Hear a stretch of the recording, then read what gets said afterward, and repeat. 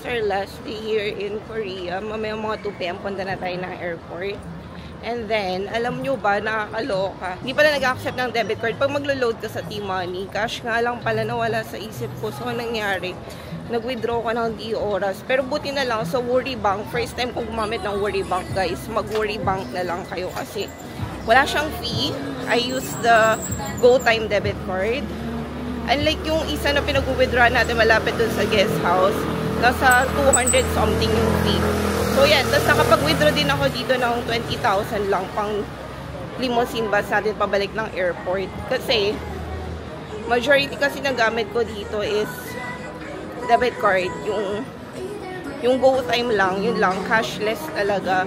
Nakakaloka. Kinabahan ako dun kasi dun sa ATM na ginagamit ko, ang minimum nila na withdrawal is 100,000 which is 3.9.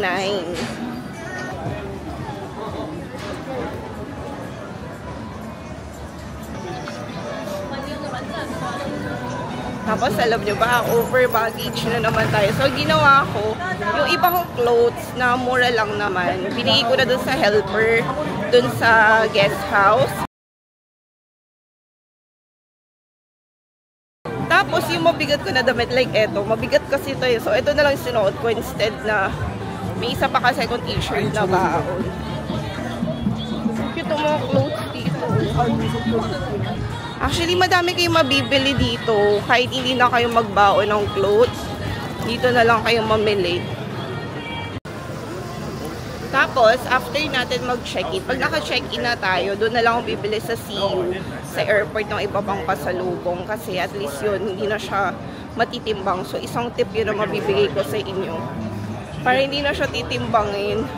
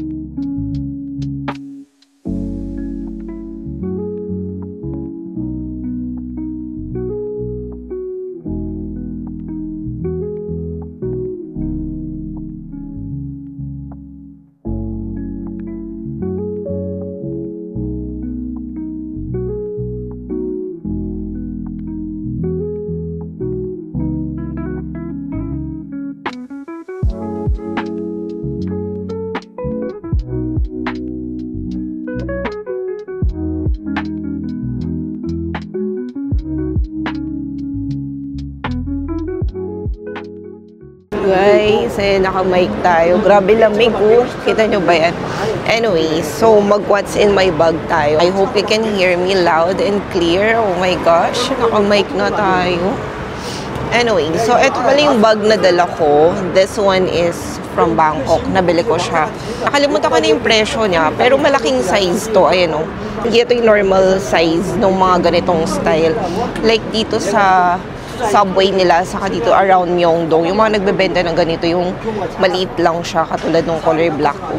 Napatay ko lang yung oras kasi I still have 2 more hours before we go to the airport. Nandito pala sa bag ko yung binili ko sa Hello Kitty Cafe. Lagayan ko siya ng ID. Hindi ko nga alam kung pwede ko itong gamitin sa work. Ang cute lang kasi niya. And then, mayroon akong pouch. Etong pouch na to, palagi ko siyang dala every time magta-travel ako. This is the healthy options na pouch. Ang laman niya, yung G7X Mark II ni Maui. Sis, thank you. Thank you ulit. And then, I have the Lumix na Digicam. Super useful din sa akin ito. Tapos, every time magta-travel ako, lalo na madaming content and photos, lagi akong may dalang USB. Sa Power Mac ko to nabili. Ayan, Type-C siya. And then, I also have the other one, yung parang USB din na ini-insertan ng memory card. Yung takip ng DJ Osmo ko. Ito, lagi ko siyang dala sa IKEA ko to nabili. Phone stand. Lip tint. Yung dala ko ngayon yung sa Happy Skin. And then, every out of the country namin, lagi ako nagtitira ng pera para remembrance lang. Tinatabi ko siya. Meron pa akong isang USB, yung ini-insertan siya ng memory card naman. Tapos, pwede mo din siyang i-connect sa phone directly. Sa Data Blitz ko yung nabili. Ba't wala siya dito? Baka na doon sa isang bag, kasi 3 bag yung dala ko, nakakatawa. Wait lang, patong ko kayo dito para hindi naman ako nakayuko masyado, diba? Ayan. And then, yung power bank na gamit ko, sa TikTok ko lang to na order. Yan, pwede siya pang iPhone, pwede ding Type-C. Rappo yung brand. Tapos nilagyan ko lang siya ng mga sticker. Super reliable and useful nito kasi hindi siya madaling malobat. Tapos yung USB ng MacBook ko, I'm using the MacBook Pro. Yung USB niya, tinanggal ko yung cord kasi ang haba. So, yun yung palagi kong dala pa magta-travel. And then, mas preferred kong gumamit ng headphone na may wire kesa yung parang naka-Bluetooth. Eto, mas gusto ko siya. Ito yung binili ko sa Hong Kong. Bumili ko ng lagay ng alcohol sa Beyabi. Tapos yung baon ko na candy. Pero eto, dito ko na siya binili. And then this one, yung suklay na binili ko sa Vietnam. Meron pa akong isa neto na fold siya. Super ganda. Ayan. So, meron tayong mga peso na cash. Tapos yung pocket dito, ito yung nakuha ko sa Edia Coffee. Ayan. T-Money card. Saka GoTime lang yung lagi kong dala. Tapos nagdadala lang din ako ng isang, basta dapat may isa akong Visa saka isang Mastercard. And then yung bulsa naman sa harapan, eto, dinala ko lang siya. Ito yung recent purchase ko from Japan store, yung Lucky Donkey sa may poblasyon. Tapos ito yung mga remaining ko pa na one. Parang 9,000 something pa yan. And then, meron tayong kiklaim na mga tax refund. Ayan, sa airport. Yan lang yung laman ng bag ko. Ito lang din naman yung normal na dinadala ko every time mag-out of the country ako. Hindi ko makita yung USB. Of course, Visa and passport. Wait lang, ayusin natin. Tapos, ito pala yung DJ Osmo na mic na pouch. Ayan. So, every travel, dadalhin na natin siya.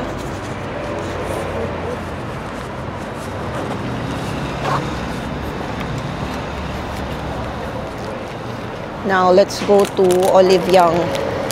May sisilipin lang akong pabango doon. Kino-convince ko pa yung sarili ko kung bibilin ko ba siya or hindi kasi ang dami ko pang pabango.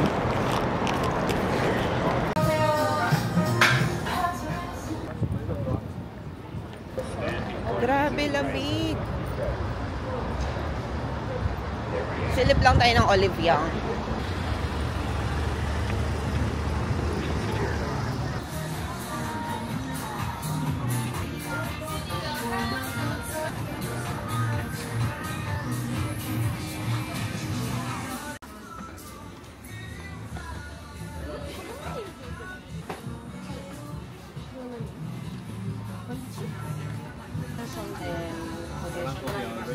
No, lo pasamos.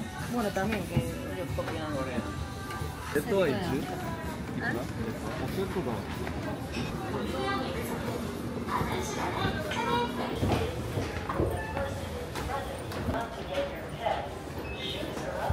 Punta na tayo ng airport. Ito yung dala ko.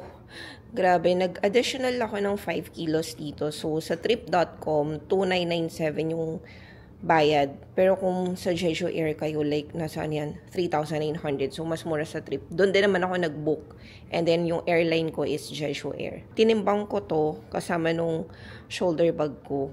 Sumakto naman siya ng ano. Actually, 11 kilos yan eh. Lalay ko na sa puffer jacket yung mga camera. Yun kasi nagpabigat. And then, yung paper bag nung shoes ko na binili dito, iwan ko na lang siya. Ito pala yung binili kong shoes. This is the V2K na Nike. Nakita nyo na din to sa previous vlog ko siya sa atin. Pero kasi alam mo yung gina-justify ko pa yung presyo nyo siya. Parang around 8,000 yan siya.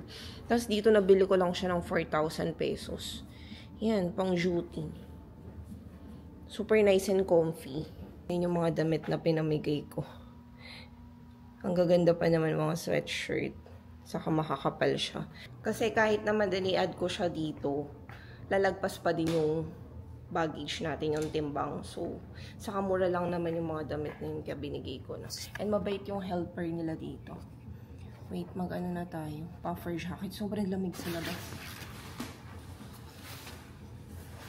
Ang dumi na netong jacket. Oh, isa lang kasi yung dala ko. Kasi yun, diba, may mga pockets siya. So, dyan natin ilalagay yung mga camera ko. Kaya ito din yung sinuot ko ulit kasi nga mabigat to eh. Mabigat tong top na to.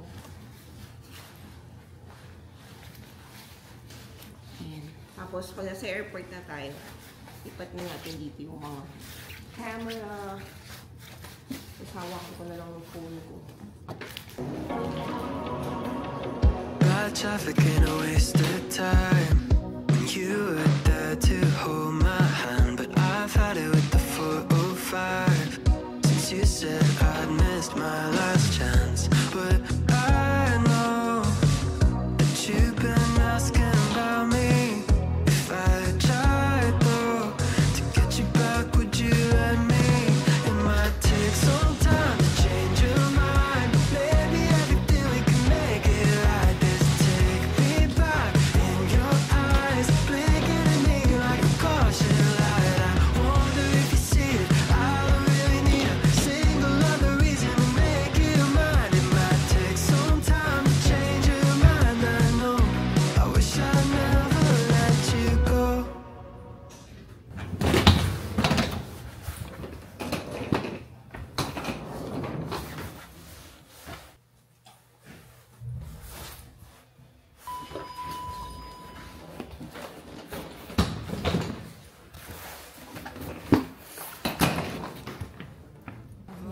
I know that you've been asking about me. If I tried though to get you back, would you let me? Oh, it might take some time to change your mind. Maybe everything we can make it right. This take me back in your eyes, blinking at me like a caution light. I wonder if you see it. I don't really need a single other reason to make you mine. It might take some time to change your mind. I know. I wish I'd never let you go. 안녕하세요. 감사합니다. Dito na lang tayo.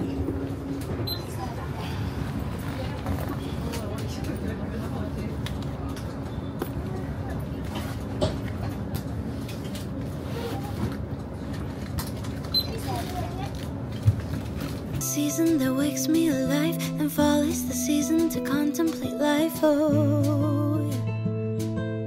I don't know what is it exactly in this time of year that makes the melancholy me reappear. Oh, yeah. Back and forth through dark roast coffee, salt mist and sea, sand and ember trees. Nakapag-check-in na tayo. Ayan o, self-check-in lang. Super dali. So, may nag-a-assist lang na staff, pero wala na talaga silang tao. Every counter. Parang nakakatakot, no? Darating talaga yung time na siguro puro machine and robot na lang talaga yung nag-work. Anyways, hanapin natin yung sa tax refund. I-check-in ko na din dapat yan. Pero kasi nung nilagay ko yung puffer jacket, nag-over baggage siya. So, sabi niya dalhin ko na lang daw. Ito na lang yung kakainin ko. Bumili lang akong 2 cream cheese, saka vanilla latte. Alam niyo ba, 800 plus na yan. Nakakaloka.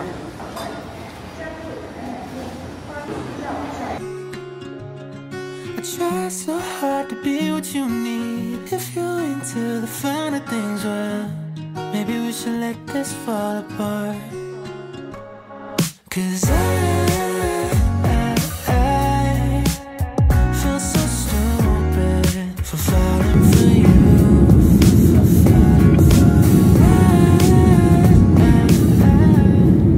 Hey fam! Welcome back to my channel. Finally, nakabalik na tayo and sobrang init. Kagigising ko lang. Nag-lip tint na lang ako tapos nag-skincare sandali.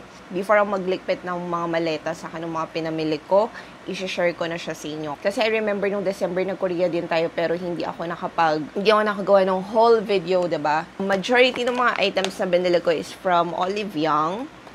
So, eto muna, ito yung mga pinamili ko for KD. Ayan, yung brush set. Sobrang cute.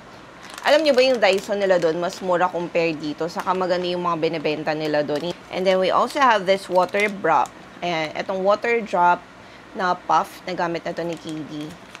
Kaya naka-open na siya. Mahilig akong bumili ng ganito kasi ang dami ko din binili before sa Bangkok. And in fairness, maganda yung quality ng mga sponge nila and super useful and reusable din siya. So, kahit na linis ko na, maganda pa din yung quality ng sponge. Tapos, eto, nakitan lang ako tali sa hair kasi si KD mahilig siya sa mga ganito. Innisfree na no sebum mineral powder. Ang mahal neto dito. Meron ako ganito before. Around 600 nga yung bili ko dito sa atin. Pero doon mga 400 lang siya. And then, bumili din ako ng, ang dami kong biniling ganito. Aloe vera. So, this one is the 100% aloe vera soothing gel. Meron kasi doon 90%, 80%, mga ganyan. So, bumili kong 8 ganito. Kasi si KD mahilig din siya mag-aloe vera. Eh, ang bili namin dito sa face shop, nasa parang $4.99, $3.99. Depende pa yun kung mag-sale or hindi. Tapos, mga eyebrow pencil. Ang dami kong binili. Yan. This one, parang 12 pieces na ganito yung binili ko. Kasi yan naman din yung talagang gamit na gamit sa atin everyday. Especially sa akin, hindi pwedeng naka-makeup ako tapos walang eyebrow pencil unless nalimutan ko. We also have this one, yung Drop B na highlighter. Ang ganda nito. Hindi chunky yung, sorry KD, kay KD kasi to. Hindi chunky yung glitter niya. Nakikita nyo ba? Wait lang. Di ba yung mga Koreana kasi mahilig sila sa mga radiant stick. Hindi yata nabibigyan ng hostisya nung camera ko, pero, I know. Like, ayan siya, oh. Kita nyo, yung glow, ang ganda. Hindi siya yung glow na maahalatang naka-highlighter ka. Kasi normally, di ba, yung mga local highlighters dito sa atin, chunky pa din yung glitter niya. Hindi siya ganun ka-healthy tignan. But this one, ayan, oh. Creamy, tapos, hindi mo mahalata na nakaangat yung mga glitter niya. Sobrang ganda ng glow nito. Actually, similar ito dun sa binili ko sa Hens ba yan? Or Hens? Wait. This one is around 200 pesos lang. Nakakainis nga eh. Kasi, nag-sold out to sa Daiso nung gabi na nagpunta ako. And then the next day, nagka-stock. Tapos isa na lang. I think na-include ko yun sa vlog. Tapos nung nagpunta ako ng Hanamdong, yung branch doon ng, wait lang, tignan nyo, puro facial mask. Yung branch doon ng, ano ang pangalan nito? Ayan, Heinz ba yan? Heinz. Etong product na to, bumili ko ng Radiance highlighter nila. As in, same na same ng quality nito. Nasa 900 pesos. Tapos, chinek ko siya kung merong ganito sa Pinas. Chinek ko if merong ganyan dito sa Pinas na brand. Meron, nasa Beauty Bar. Tapos yung ganito nila nasa 1,500. Samantalang doon, 900 pesos lang. Ayan. Gagawan ko siya ng comparison video para lang makita nyo. But same na same. Kaya nakakainis. Parang 4 na ganito yung mabibili ko sa presyo nito. But other than that, yung gleaming na shade yung binili ko, nakakainis. Same effect, same quality. Kaya sabi ko, no ba yan? Dapat pala hindi na lang muna ako bumili. And then, eto yung ginagamit kong mic ngayon is the DJI Mic Mini. Ayan. Na-set up ko na din siya.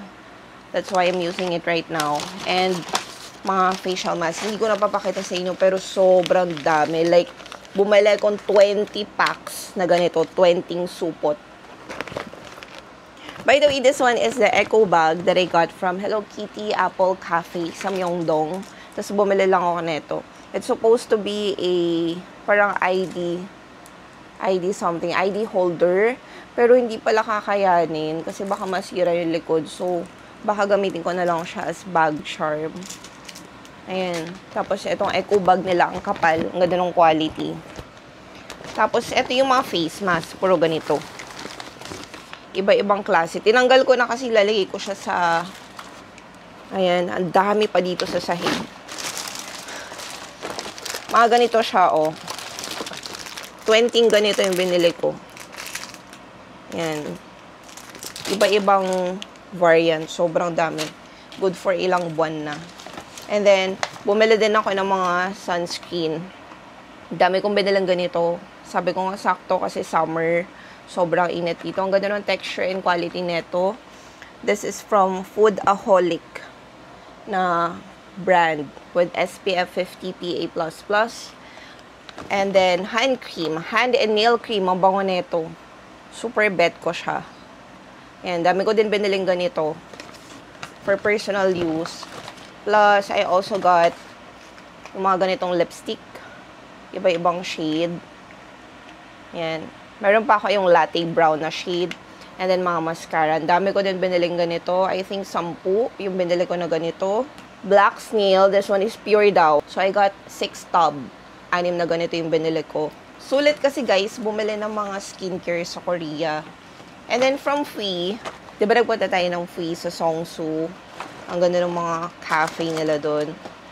Ay, by the way, bumili din ako ng mga ganitong klaseng sponge. Pang concealer lang. So, ito, pinabili lang sa akin ito ni Vea. Wala na pala siyang freebie na applicator. Before kasi meron. Pero since doon ako nagpunta sa branch, sa Songsu, sa mismong store nila, wala. Ano pala yun? Parang naka-special promo lang sila before. Pero yung sa akin, ang binili ko is yung lip serum nila. Kasi ang dami bumibili nun. And then, when I tried it, maganda din naman yung quality niya. Nagamit ko na yun sa lips ko. Asa na? Punong-puno tong sahig natin ng mga skincare.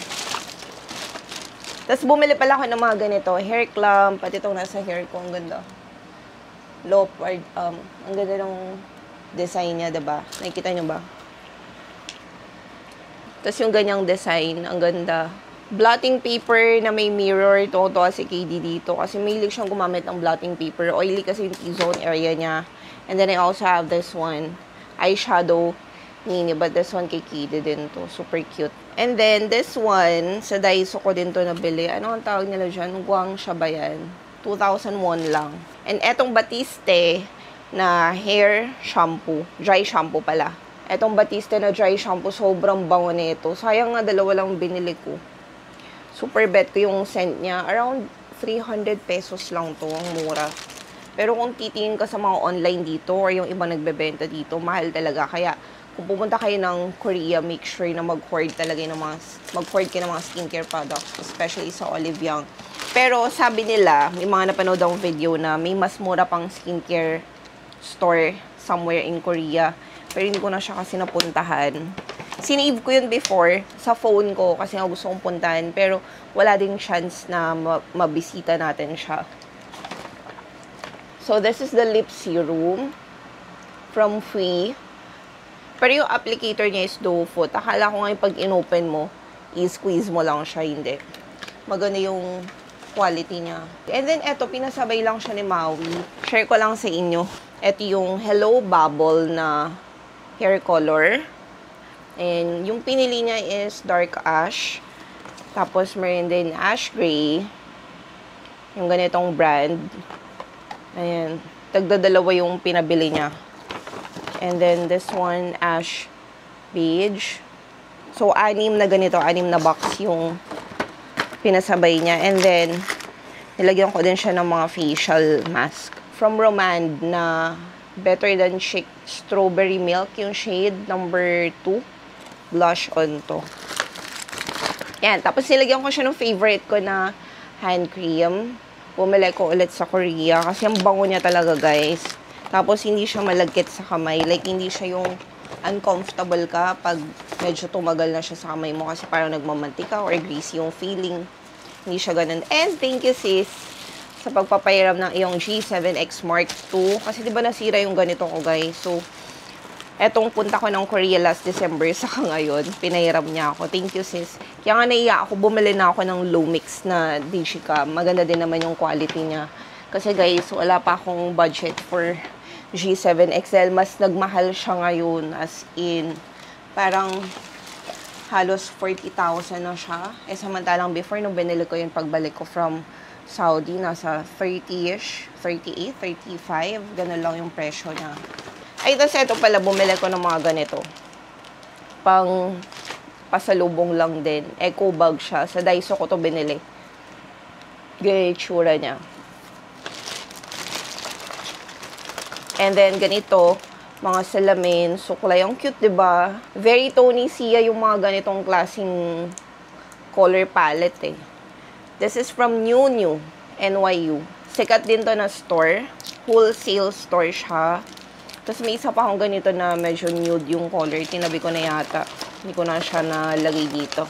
And since may mga binili ko, kasi yung pamangkin ko nagpabili din sa akin ng ganito na bigay ko na sa kanya. So, 3 ganito yung binili ko. And then, I got a freebie. This one, yung chain. Ayun yung pinili ko. Plus, meron siyang freebie na ganito. Parang jelly something yung product na to. Nilalagay siya sa loob and then parang keychain siya. Anyways, yun lang. Yun lang mga pinamili natin. Sayang lang kasi this time na nagpunta tayo ng Korea, hindi natin naabutin yung cherry blossoms. Kasi nga, sobrang lamig pa dun. As in, parang winter pa din. Ganun yung weather dun. Pero sobrang saya ko na nakabalik ako. Nasulit ko naman yung 6 days, 5 nights na bakasyon natin dun. And ang dami kong natikman na food. Ang dami kong napuntahan. Mas nakapag-explore ako this time compared last December. And ang next goal ko is gagawa ko ng itinerary sa Busan naman. So, doon tayo mag-stay. And doon din ako mag-explore kasi madami din ako mga places na gustong puntahan doon. Anyways, thank you for joining me sa aking Korea journey, Korea travel. By the way, yung train system nila, nagamay ko na. I'm so happy. And nakakasad kasi ngayon na nandito na ako ulit sa Pinas, mako-compare mo talaga yung mas madaling buhay pag nandun kay or kahit sa ibang bansang napuntahan namin, masasabi ko na ang layo pa din talaga ng Pilipinas. Kahit yung basic transportation lang, hindi natin maramdaman talaga dito sa Pinas. Unlike, especially in Korea, sobrang ganda ng transportation system nila doon. Very accurate din sa Naver. Ma-update ka talaga. Hindi nila pahihirapan yung mga tao. Parang ganun. Yun lang yung na-feel ko. Parang nakakasad ng bumalik ng Pinas. Pag ang tagal mo nagbakasyon dun sa bansa na yung mga basic needs binibigay sa tao, hindi pinagdadamot. Yun lang yung isa din sa na-realize ko bilang nakatira tayo dito sa Pinas. Nakakainggit lang talaga yung way of living ng mga tao sa Korea or sa ibang bansang napuntahan ko. Parang regardless kung mahal yung bilihin or mura, but the basic necessities na po-provide nila yun sa mga tao sa mga kapwa nila. Unlike here in the Philippines, parang ang hirap, no? Lalo na doon sa mga struggle talaga sa biyahe or kailangan pang bumiyahe ng 4 na oras makauwi lang sa bahay nila. Anyways, don't forget to like this video, share, and subscribe. May mga playlist din ako ng mga travel vlogs natin if you want to watch yung mga different out of the countries namin. I hope you enjoy my videos. I'll see you again in the next one.